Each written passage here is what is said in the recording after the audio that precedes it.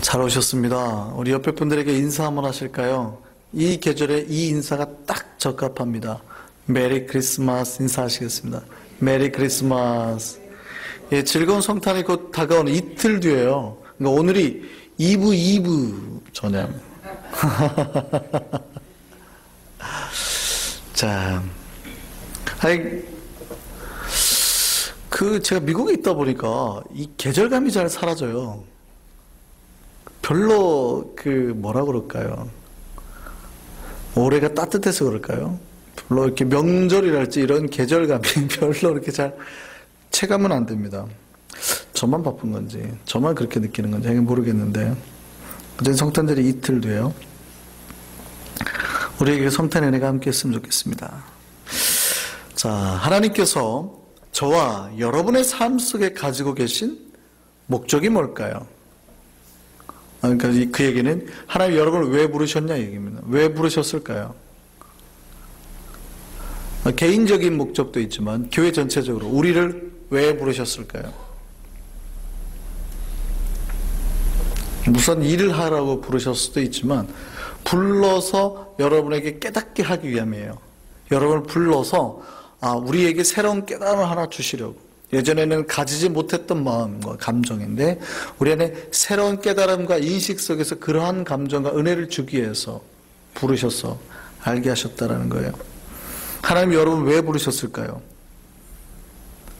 제가 새벽에 그런 예를 들었는데 어떤 꼬마가 장난감을 하나 조립을 해요. 로봇 장난감을 하나 조립을 해요. 그래 로봇 장난감을 애쓰게 조립하고 다 만들어 놓더니 갑자기 이제 저기 책상 위에다 올려놓고 총을 쏴요. 빵 비비탄 총으로 맞추기 시작하는 거예요. 그래도 마음에 안 차니까 책상에서 떨어뜨리는 거죠. 계속 올렸다가 떨어뜨리고 낙하 이러고 그래도 또 마음에 안 차니까 한쪽에 세우고 볼링공을 크게 확 굴려가지고 로봇 팔이 부러질 때까지 갖고 노는 겁니다. 많은 사람들이 하나님이 인간을 부르고 만든 목적, 인간을 만들고 우리를 부른 목적이 그런 장난감처럼 가지고 놀려고 불렀다고 생각하시는 분들이 굉장히 많아요. 여러분은 마음대로 어떻게 해보려고. 그랬다 마음 안 들면 어떻게 해요? 이제 심판하려고. 그러니까 이 종말에 대한 두려움이 굉장히 많아요. 하나님 여러분을 왜 부르셨어요? 자기 추종자로 만들어서 여러분은 하나님의 꼭두각시로 만들어서 이거 해 저거 해 아니면 마음에 안 들면 이거 분지러 먹고 서로 싸우게도 했다가 히히덕거리고 하나님이 그죠? 그다음에 또 헤어지게도 만들겠다 사랑하게도 만들다 그거 보고 즐거워하다가 마음에 안 들면 또 병도 한번 들게 했다가 또 고쳐도 받다가 그러다 결국에는 죽이려고 우리를 부르셨나요?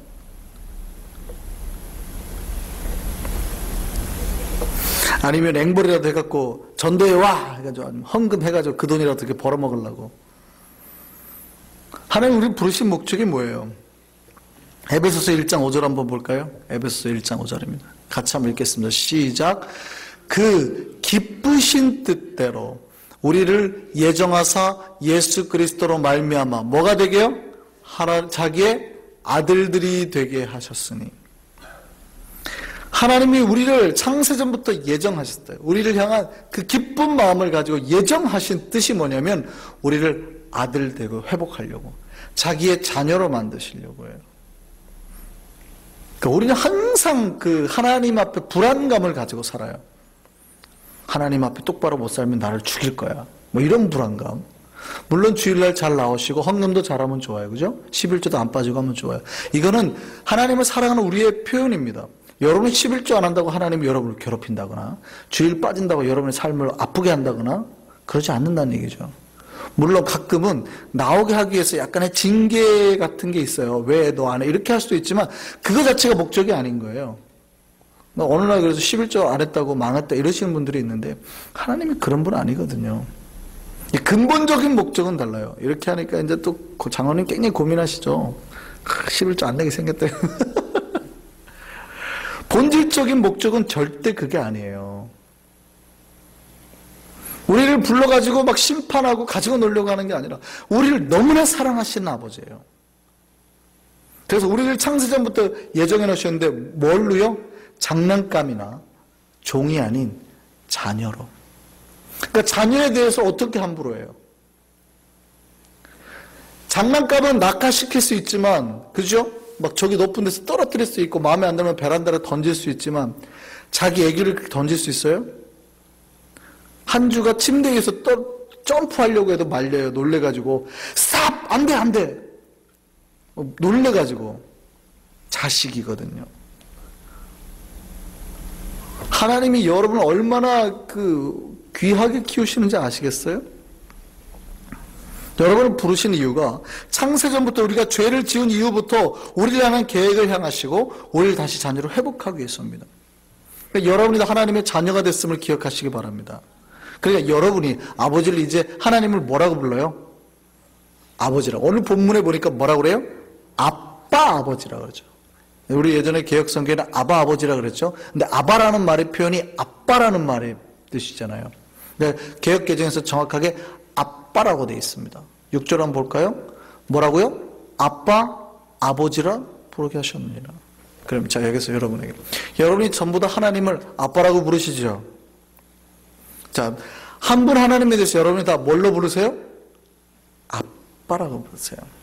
그러면 아빠라고 불렀다는 얘기는요, 여러분이 다 뭐라는 얘기예요? 가족이라는 얘기예요. 우리는 예전에는 우리가 어떤 주인님, 신이시여 이렇게 부를 수도 있어요. 예전에는 우리가 예수를 믿기 전에는 신이시여 이럴 수 있다고요. 그런데 예수를 믿고 난 이후에 우리는 뭐라고 불러요? 하나님 아버지라 그러잖아요. 아버지라고 부른다고요. 그분이 우리의 아버지예요. 여러분이 모두 다 하나님 한 분에 대해서 아빠라는 표현을 쓴다고요. 한 아빠를 둔 자녀가 되셨음을 기억하시기 바랍니다. 그럼 여러분 모두가 뭐여야 돼요? 가족이어야 돼요. 뭐가 돼야 된다고요? 가족이어야 된다고요. 저는 우리 교회가 가족이 되기를 바랍니다. 그러니까 예수 그리스도를 믿는 모든 사람, 특별히 한성교회를 불러서 하나님이 이렇게 불러주시는 거는요, 우리 안에 뭐가 있으라고요? 혈연의식이 있으라고요. 우리 모두가 가족임을 기억하시기 바랍니다. 옆에 분들에게 한번 불러보세요. 형님, 누님, 언니 이렇게 한번 불러보세요. 시작. 형님, 우리 큰형님 앞에 앉아 계시는데 형님, 누님. 그 진짜로 우리 안에 그런 혈연의식이 있냐는 건 굉장히 중요합니다. 굉장히 중요해요. 여러분 만약에 그런 혈연의식이 없다고 하는 건 여러분이 그 안에 혈연 공동체가 아니라고 생각하든지 저 사람이 우리의 그 혈연 공동체가 아니라고 생각하는 거예요. 그러니까 내가 구원받게 있든지 다른 누군가를 함부로 정죄해서 구원받게 있다고 내치는 행위라고요. 굉장히 중요한, 제가 지금 웃으면서 말했지만 굉장히 중요한 겁니다. 크리스찬의 교회 공동체가 이 혈연의식이 없으면 아주 위험해집니다. 누군가를 구원 바깥으로 자꾸 밀어내는 행위예요. 여러분 모두가 한 분 아버지를 아빠라고 부르는 존재임을 기억하시기 바랍니다. 그러면 정말 우리가 가족이고 옆 사람이 내 가족처럼 느껴지나요? 예, 꼭 그렇게 되시기를 바라고, 우리가 완벽하진 않지만 끊임없이 그렇게 되기 위해서 뭐 해야 돼요? 노력하고 애쓰셔야 돼요. 형제간에도 갈등은 있어요. 그렇죠? 형제간에도 갈등은 있어요. 그런데 어느 순간 딱 느끼죠. 피가 물보다 진하다라는 거. 어느 순간 딱 느낄 때 있죠. 왜요? 아무리 그래도 이 천성이라는 거는 바꿀 수가 없거든요. 바꿀 수가 없습니다. 저희 와이프가 깜짝깜짝 놀래요, 가끔. 저희 성산이가 욕심이 많은데 제가 왜 이렇게 욕심이 많을까? 깜짝깜짝 놀라요. 와이프는 그러죠. 본인은 욕심이 없었대요. 그럼 결론은 하나죠. 뭐. 아무리 생각해도 제가 욕심이, 저는 없었다고 생각했는데 곰곰이 돌아보니까 아무도 제 장난감을 초등학교 3학년 때까지 제 장난감에 손을 댄 사람이 없었던 걸로 봐서 제가 좀 욕심이 많았던 것 같긴 해요. 저희 형님도 제 장난감에는 손을 못 댔어요. 저 학교 갈 때 이렇게 장난감에 딱 올리고 갔다 왔고 누가 만졌다 이걸 제가 다 알거든요. 이렇게 뭐 그런 걸로 봐서는 제가 좀 우리 송사리가 지금 좀 크면 성격이 좀 더 좋아질 거라 믿고 이게 천성이요 절대 바뀌기 어렵습니다. 그러니까 태어날 때부터 유전성이 굉장히 강한 거예요. 물론 이 유전성 내에서 가족들이 후천적으로 사랑하고 보살피면 이 천성이 아주 좋은 쪽으로 발달합니다. 그러니까 태생적으로 그 몸의 체질이 다혈질적인 사람이 소심하게 우울질로 변하는 경우는 없습니다. 체질이 바뀌는 경우는 없어요. 천성이 바뀌지는 않다고요. 기질이. 그 사람은 날 때부터 우울한 거예요. 그러나 따뜻한 사랑에서 긍정적인 에너지를 많이 받고 산 사람은 그게 굉장히 상쇄가 되는 거죠. 다혈질적인 사람도 마찬가지입니다. 배려하는 가정 속에서 살다 보면 본인이 다혈질이라더라도 다른 사람들 이해하는 폭이 좀 넓어질 뿐이지 천성 자체가 바뀌지는 않거든요. 그 얘기는 무슨 얘기냐면 여러분 예수 그리스도를 믿는 그리스도 안에서 동일한 그리스도의 그 피로 말미암는 가족이라면 똑같은 십자가와 사랑과 나눔이 반드시 있다는 겁니다. 이게 구원받은 백성 안에서는 모두 다 나타나는 현상이어야 되는 거거든요. 가족이에요. 우리 안에 이 가족의식이 확실히 자리하기를 바랍니다. 그럼 제가 여쭙게요. 가족에게 가장 필요한 덕목이 뭘까요? 가족에게 필요한 덕목 뭘까요? 뭐 가족엔 최소한 뭐가 있어야 된다. 이게 없으면 욕하죠. 뭐가 없어요? 네, 사랑이 없으면 욕하죠. 형제 간에 싸우면 욕하잖아요. 그렇죠? 에이, 형제가 손가락질 하잖아요, 우리가. 뭐가 없으면요? 사랑이 없으면. 그럼 똑같아요. 아주 쉽죠. 다른 누구네 집 형제가 둘이 싸우는 거 보면 우리가 욕하는 것처럼 교회 안에 똑같이 싸우면 세상 사람들이 교회를 보고 욕해요, 안 해요? 욕해요. 아주 쉽다는 얘기예요. 우리도 그래요. 우리가 저기 옆집 교회가 서로 싸우는 걸 봐요. 그럼 우리 욕해요, 안 해요? 우리도 욕하잖아요. 에이, 그 가족에 대해 갖고 싸운다 이런단 말이죠. 우리 안에 이런 싸움이 없기를 바랍니다. 예. 그러니까 형제간에는 웬만하면은 안 우리 형제간에 안 싸울 수 있다는 뜻이 아니에요. 형제간에도 싸워요. 저도 어렸을 때 저희 형이랑 엄청 싸우고 컸으니까 뭐 안 싸운다는 뜻은 아니에요. 그러나 형제간에 싸우는데 도를 넘으면 돼야 안 돼요. 예, 형제간에 싸우는데 세상 사람들이 보더라도 말다툼하는 것 같고 뭐라고 손가락질 하지는 않죠. 선이라는 게 있어요. 어느 선. 이걸 넘어서면 다 손가락질하는 100이면 100 다 손가락질하는 거예요. 우리 교회가 그러한 그리스도의 사랑이 넘치기를 바랍니다. 요한일서 4장 8절에 하나님이 본인을 정의할 때 뭐라고 표현하냐면 당신을 사랑이라고 표현하는 거예요. 그러니까 우리가 그 사랑이신 하나님을 만난 자마다 뭐 해야 돼요? 사랑하는 거예요. 그래서 가족에게 가장 중요하게 여겨지는 첫 번째 덕목이 사랑입니다. 옆 사람 정말 사랑하십니까? 어느 만큼 사랑하세요? 어디만큼 사랑해야 될까요?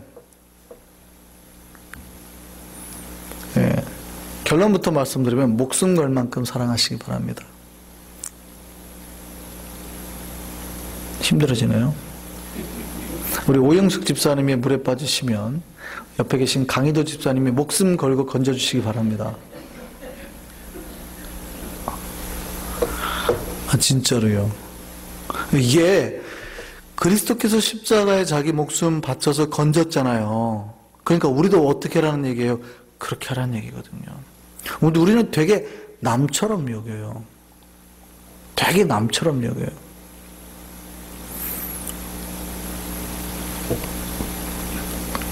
신앙생활 10년 동안 같이 했는데 그 집 가가지고 한 번도 밥을 안 먹었다. 만약에 그런 경우가 있으면 빨리 회개하셔야 돼요. 네, 그 집 가셔서 빨리 식사하시고 초대하시고 그러세요. 물론 개인적인 사정이 있는 걸 다 알아요. 여러 가지 보여주기 싫은 모습도 있고 그렇다 하더라도 꼭 집을 보여달라는 뜻이 아니라 그들과 함께 밥 먹고 대화하고 여러 가지 관계를 맺는 시간을 거절하지 말라고요. 그런 시간을 많이 가져야 되는 거예요. 가장 좋은 건 의식주를 같이 하는 게 제일 좋거든요. 그렇죠? 옛날에 한국에서 의식주를 같이 했잖아요. 그래서 저도 어렸을 때 가난하게 살아서 그런지 한 방에서 크다 보니까 한 방에서 잘 때 제일 좋은 거 있어요. 끈끈하죠. 정말 끈끈합니다. 각방 생활을 그 방이 넓어가지고 따로따로 사는 것보다 한 방에서 살면요. 이불 하나에 발 하나 놓고 자본 적 있으세요? 이불 하나에 발 넣고 여러 명 이렇게 돌아가면서 자는 거 있잖아요. 그러면 정말 끈끈해집니다.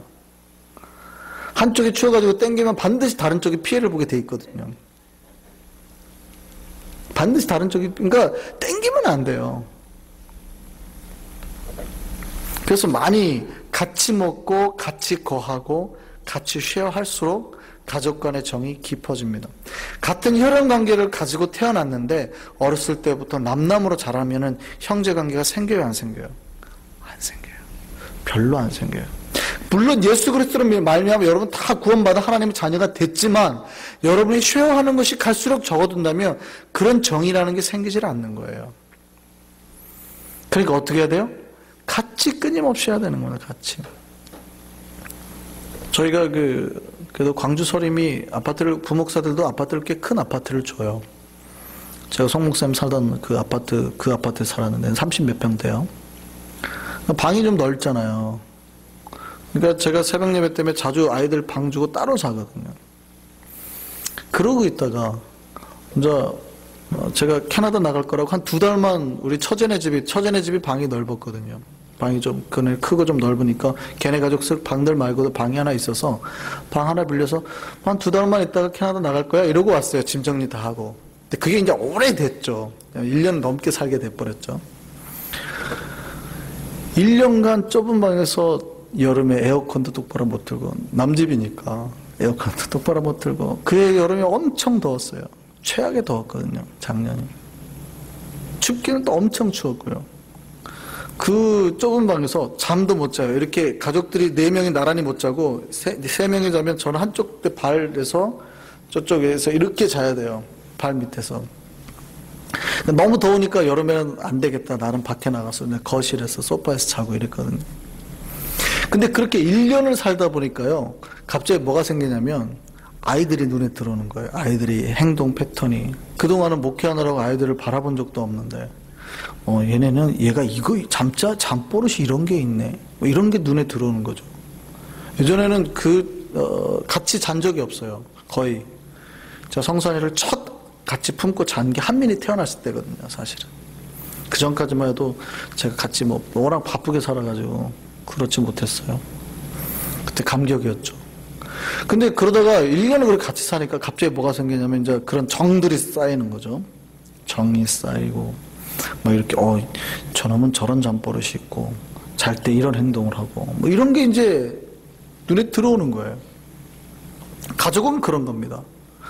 가족은 끊임없이 쉐어하고 사랑하고 같이 있는 것을 즐거워하고 나누는 겁니다. 그러다 보면 그 사람이 뭐가 문제가 있고 뭐가 좋은지, 저 사람은 왜 저렇게 말을 하며 저 사람은 왜 저런 행동을 하는지가 갈수록 뭐가 돼요? 이해가 되기 시작하는 거예요. 저는 한때 우리 큰놈이 그렇게 이해가 안 됐어요. 왜 저놈이 저렇게 행동하는지를 이해를 못 하겠는 거예요. 근데 저희 아내는 너무 이해를 잘하는 거예요. 아내는 매일 보다 보니까 그런 건 줄 아는데 저는 안 보니까 저놈이 저러면 안 되는데 하고 맨날 이렇게 혼만 내는 거죠. 그러다 같이 1년 살다 보니까 그래 너는 그렇게 네 감정을 표현하나 보다 이렇게 되는 거예요. 이제 살다 보니까. 교회도 똑같습니다. 우리가 서로에 대해서 끊임없이 쉐어하고 나누고 같이 밥 먹고 이야기해야 이해가 되고 가족으로서의 정이 생기는 거예요. 그래서 교회로서의 우리가 필요한 덕목은요, 2번째가 관심입니다. 관심. 서로에 대한 끊임없는 관심을 가지셔야 돼요. 저 집사가 뭘 좋아하는지, 저 사람이 도대체 요즘에 뭐가 힘든지, 왜 얼굴 표정은 저렇게 하고 다니는지를 끊임없이 관심을 가지고 봐주셔야 된다는 거예요. 요즘에 제 여기가 상처가 2개가 났죠. 점이 아니라 상처예요. 왜 이게 생겼는지 관심을 가져주시기 바랍니다. 전기면도기를 했는데도 상처가 생겨요? 피했어요? 전기면도기도 뵐 수가 있더군요. 다른 누군가에게 저 사람이 왜 저런 옷을 입고 하는지 끊임없이 관심을 가져주셔야 된다는 얘기입니다. 그럴 때에 우리가 예수 안에서 한 형제요 자매임이 깨달아진다는 얘기예요. 관심을 한 명에게만 제가 성산이에게만 관심을 가지고 한민이나 한주에 관심을 안 가진다고 해보시죠. 가족 간의 관계인가요? 성산이하고는 가족 간의 관계가 되겠죠. 그런데 문제가 생긴다는 걸 뻔히 알죠. 마찬가지입니다. 교회 안에도 나하고 친한 사람이 있어요. 안 친한 사람은요. 관심을 가지셔야 된다고요. 더더군다나 이 밤에 나와서 기도하시는 여러분들 정도의 수준에서는 반드시 전체를 바라보고 끊임없이 관심, 사랑을 넓히셔야 돼요. 확장하셔야 돼요. 그럴 때 세 번째가 그 교회에 필요한 덕목이 이해입니다. 관심 가운데 다른 사람을 보다 보면 이제 이해하게 되는 거예요. 아, 저분은 저래서 요즘에 힘들구나. 아, 저분은 요즘에 이래서 또 못 나오시는구나. 이해하고 또 찾아가지고 위로해주고요. 격려해주고요. 이게 교회 안에 자연스럽게 나타나게 된다고요.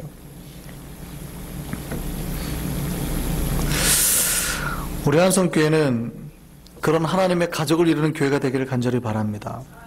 네. 하나님이 그럼 가족이 되는 방법이 뭐예요? 하나님의 가족이 될 수 있는 방법. 쉽게 말씀드릴까요? 자, 우리가 어떻게 하면 하나님의 아들이라고 불림을 받을까요? 하나님의 딸이라고? 뭘로요? 뭘로 구원을 받아요? 예, 믿음이죠, 믿음. 믿음으로 말미암아요. 자, 우리가 하나님의 이렇게 가족, 소속 공동체가 될 수 있는 거는요, 믿음으로 말미암아였습니다. 근데 그 믿음이 그냥 믿음이 아니에요. 갈라디아서 5장 6절 한번 볼까요? 같이 읽겠습니다. 시작. 그리스도 예수 안에서는 할례나 무할례나 효력이 없으되 사랑으로서 역사하는 믿음뿐이니라. 여기서 믿음을 말할 때 어떤 믿음이라고 바울이 앞에서 표현하고 있습니까? 사랑 가운데 역사하는 믿음이에요. 그러니까 사랑이 그 안에서 역사하고 움직이는, 살아서 막 활동하는 그런 믿음인 거예요. 차갑게 식어버린 믿음이 아니라 날마다 끊임없이 역동하는 믿음이 생명의 길로, 구원의 길로 인도하는 거예요. 우리는 하나님의 가족이 될 수 있어요. 그런데 우리의 믿음이 식어버리는지 아닌지 끊임없이 여러분이 점검하셔야 돼요. 여러분 믿음 안에 뜨거운 사랑이 이렇게 막 샘솟고 있는지. 겉에 지표면은 차가울지 몰라요. 그런데 속 안에 뭐가 있어요? 용암과 마그마가 흘러가잖아요. 땅이. 그러니까 이 땅이 살아서 움직이는 거죠. 그래서 지각이 변동하는 거 아닙니까? 마찬가지입니다. 여러분이 예수를 믿었다는 증거가 어떻게 표현돼요? 여러분 속 안에서 그리스도의 사랑이 용해되어서 끊임없이 생명력 넘치는 힘으로 막 이렇게 움직일 때입니다. 그럴 때 여러분이 참 믿음이 있다고 하나님이 보시는 거예요. 우리 안에 그 사랑이 넘치기를 바랍니다. 천국에서 우리를 평가할 때 그럽니다. 당신의 직업이 뭐예요? 예금 계좌에는 얼마나 들었는지, 취미도 한번 얘기해 보시고, 이런 얘기 하나요? 그런 거 안 물어보죠. 그런 거 안 물어보고, 갑자기 마이크 소리 줄죠. 골프 몇 치세요? 이런 얘기 안 물어보죠. 잠깐만 긴장하세요. 제가 박수 한번 치겠습니다. 자, 됐습니다. 이 친구가 예민해요. 예민해가지고 가끔 이렇게 한 번씩 만져줘야 돼요. 자, 우리에게 대해서 그런 걸 묻질 않아요. 그러니까 우리 믿음을 물어요. 그런 당신 우리가 권력이 있든 돈이 있든 능력이 있든 그런 걸로 구원을 받지는 않아요. 그죠? 반드시 믿음으로 구원을 받아요. 근데 반드시 그 믿음이 점검되는 믿음입니다. 어느 순간 굳어버려가지고 딱딱하게 돌덩이처럼 차가워진 믿음은요, 구원 못 받아요.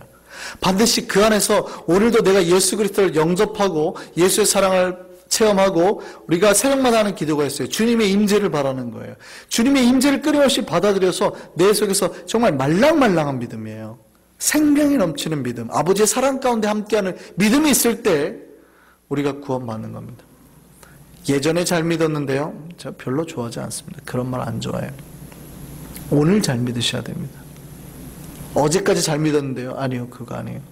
이 순간 내 속에 말랑말랑한 그리스도의 십자가의 은혜가 흘러 넘치셔야 될 때, 그럴 때 우리가 구원을 받아요. 이게 그리스도의 가족이 될 수 있는 게 그 필요 조건이에요. 필요 조건. 반드시 필요한 조건. 이 믿음으로 말미암았을 때 여러분이 공동체 하나 있는 거예요. 그 사랑으로 말미암는 믿음. 그래서 바울이 그냥 믿음이라 말하지 않고 꼭 말할 때 사랑으로서 역사하는 믿음이에요. 그러니까 정말 현실적으로 드러나는 믿음이에요. 여러분이 진짜로 믿음이 있다면 그리스도의 사랑으로 여러분의 가족 간의 관계에서 현실적으로 뭔가 드러나야 돼요. 다른 사람에게 말이나 행동이나 뭐 나눔이나 여러 가지 표현들로 실질적으로 드러나야 돼요. 사랑으로서 역사되어서 드러나는 믿음이어야 되는 것이지 나는 믿어요라고 차갑게 해가지고 구원 얻는 방법이 아니라고요.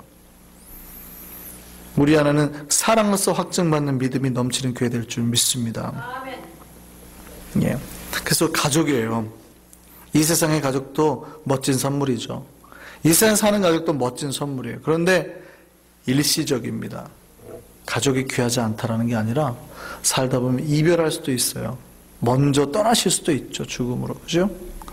이렇게 가족이 아이가 먼저 아파서 갈 수도 있고 아니면 부모님이 먼저 이제 노안으로나 떠나실 수도 있잖아요. 가족 간에 언젠가 육체적으로는 이별할 때가 와요. 그런데 여러분은요. 예, 여기 계신 분은 죽을 때까지 봅니다. 그러니까 누구한테 더 잘해야 돼요? 대답을 하세요. 여러분 가족한테도 잘해야 돼요? 여기 믿음의 가족한테도 잘해야 돼요? 믿음의 가족한테도 잘하시기 바랍니다. 여러분의 가족도 물론 믿으면 영원토록 보겠지만 못 볼 수도 있어요. 근데 여기 있는 사람들은 싫어도 죽을 때까지 봐야 되잖아요. 그러니까 무조건 잘해주시기 바랍니다. 잘해줘야 된다니까요. 여러분이 이제 천국 가고 지겹도록 볼 텐데 당신 그때 왜 나한테 잘못했어 이러면 어떡할 거예요? 평생 들어야 되잖아요. 죽을 때까지 영원의 삶을 들어야 된다고요. 그러니까 아예 지금 잘해가지고 영원토록 뽑아내시기 바랍니다. 그러니까 지금 몇 번 잘해주면 지금 와이프나 남편한테 선물 하나 해가지고 1년이 편안할 수 있잖아요. 똑같아요. 여러분이 지금 이 땅 사는 동안에 몇 번 잘해주고 저 사람한테 그냥 은혜와 사랑 베풀어주면 죽을 때까지 칭찬 받는다니까요. 그냥 어느 게 더 수지 맞아요. 결혼기념일날 선물 하나 사가지고 1년 동안 행복하게 사는 것이 수지 맞아요. 이 땅 사는 동안에 몇 번 잘해가지고 죽을 때 아니죠. 죽어서도 영원토록 살 동안 좋은 소리 듣는 게 수지 맞아요. 잘하시라고요. 여러분한테 좋은 거예요. 여러분의 믿음의 가족한테 은혜 가운데 잘하시기를 바랍니다. 잘하세요. 이게 사랑 안에서예요. 사랑으로서 역사하는 믿음이에요. 그게 가족 간의 관계는 그렇게 되는. 이렇게 믿는 사람들과 영원토록 이어지는 이 관계가 여러분 안에서 행복과 평안이어야 되는 거예요. 옆 사람에게 인사하겠습니다. 당신과 함께해서 행복합니다. 인사하시겠습니다. 당신과 함께해서 행복합니다. 그러니까 이 사람하고 함께 영원히 같이 간다니까요.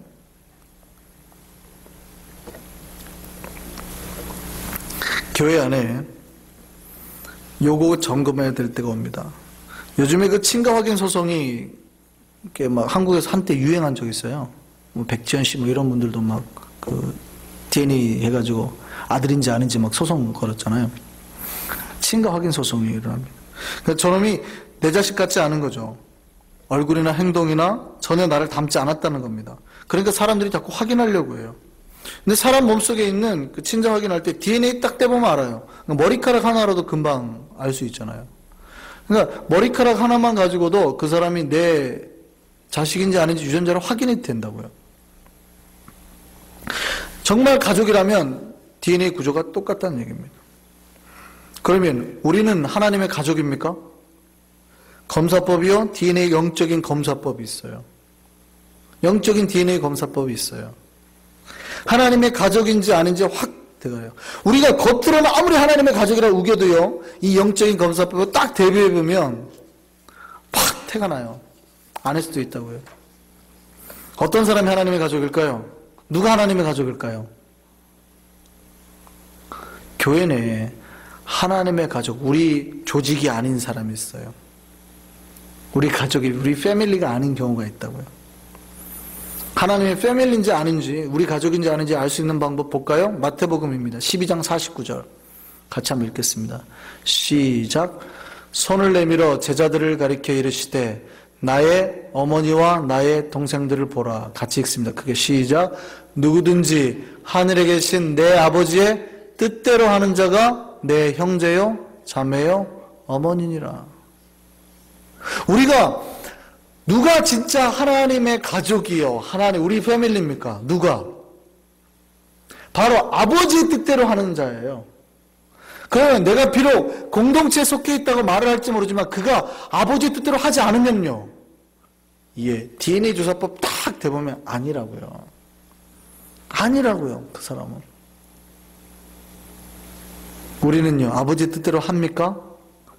예. 날마다 아버지의 뜻대로 순종하고 아버지의 뜻대로 내 삶을 지켜나가고 아버지의 뜻대로 내 모든 신앙과 영적인 삶을 다 복종 가운데 나아갈 수 있는 저와 여러분 되기를 바랍니다. 하나님의 가족은요, 구원받은 백성은요, 천국 백성은요, 하나님의 뜻대로 하는 자들입니다. 함께 있지만 형제처럼 보이지만 어쩌면 옆집 아저씨가 앉아있을 수 있어요. 이방인이라는 얘기죠. 아버지 뜻대로 하지 않으면. 하나님의 가족은 하나님의 말씀대로 살려고 하는 자들입니다. 그러니까 교회에서 우리가 어떻게 살려고 노력하셔야 돼요? 말씀대로 살려고. 말씀대로 사는 게 뭐예요? 앞에서 다 했던 말이에요. 사랑하면서 사는 것, 관심 가지고 사는 것, 이해하며 사는 것. 특별히 함께 하나님을 예배하는 걸 기뻐하는 사람, 함께 그리스도 사랑을 나누는 걸 기뻐하는 사람, 함께 하나님의 복음을 땅끝까지 증거하는 걸 기뻐하는 사람, 하나님 말씀대로 훈련받고 잘 양육되기를 바라는 사람. 우리 한성교회 선포된 4가지 비전이 잘 실현되는 것을 철저하게 기뻐하는 사람이죠. 이게 아버지의 뜻대로 행하는 사람입니다. 우리가 이렇게 아버지의 뜻대로 하나님의 가족으로 바르게 살기를 바랍니다. 오늘 마지막 우리 본문 다시 한번 볼까요? 갈라디아 4장 6절에서 7절입니다. 6절에서 7절. 6절에 뭐라고 말하냐면 아빠 아버지라 부르게 하셨다 그러죠. 그 다음에 7절 같이 읽겠습니다. 시작.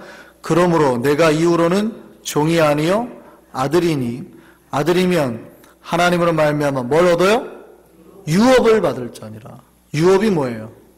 하나님의 유산이요 하나님의 기업이요 하나님의 사업이에요. 우리가 큰 재벌의 아들이면 받을 수 있다는 얘기예요. 왕의 자손이면 왕권을 물려받을 수 있다는 얘기예요. 우리가 하나님의 아들이면 하나님의 기업, 하나님의 유업을 받아 살 거라는 얘기입니다. 하나님의 유업과 기업이 뭡니까? 사랑하는 것, 용서하는 것, 영혼을 살리는 것.